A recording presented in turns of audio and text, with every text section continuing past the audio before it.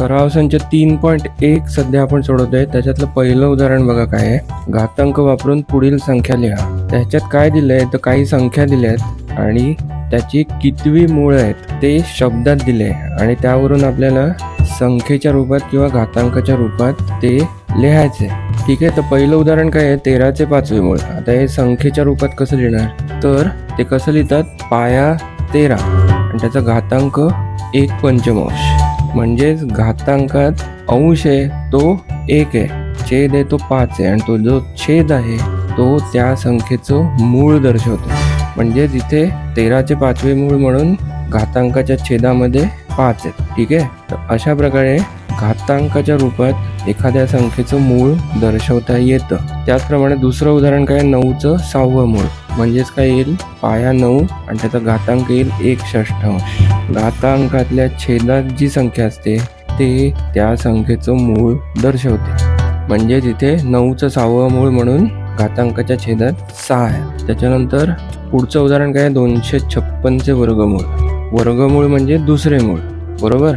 म्हणून हे कसं लिहिणार आपण, पाया येणार 256 आणि त्याचा घातांक काय येणार 1/2. म्हणजेच घातांकातला छेद 2 हा 256चं वर्गमूळ दर्शवतो. चौथं उदाहरण काय, 17चे घनमूळ. घनमूळ म्हणजे तिसरं मूळ. म्हणून हे कसं लिहिणार, 17 हा पाया येईल आणि त्याचा घातांक येईल 1/3. घातांकातला छेद आहे 3 म्हणून तो काय दर्शवतोय, 17चं घनमूळ. पाचवं उदाहरण काय, 100चे 8वे मूळ.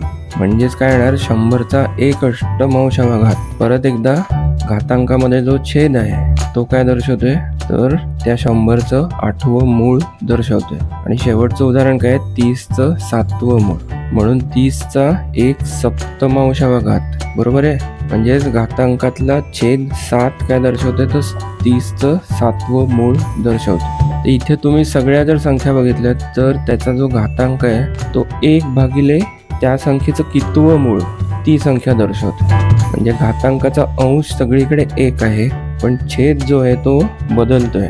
तर तो छेद काय दर्शवतोय तर तो दर्शवतोय प्रत्येक संख्येचं कितवं मूळ आहे ते दर्शवतो. ठीक आहे, तर यावर आपला वेगळा एक व्हिडिओ आहे, त्याची लिंक मी डिस्क्रिप्शनमध्ये देतोय.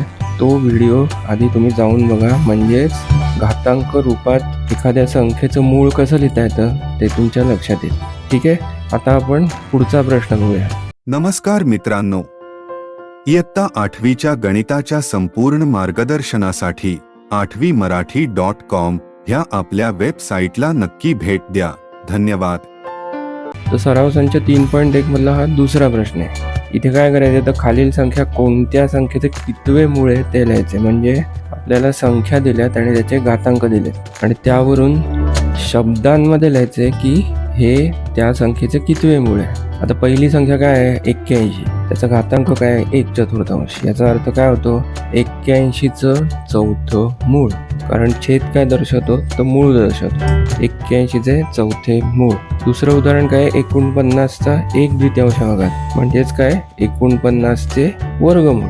15चा 1/5. म्हणजेच काय येईल आता 1/5 म्हणजे काय, छेदात 5 आहेत म्हणजे 5वं मूळ म्हणून 15चे 5वे मूळ.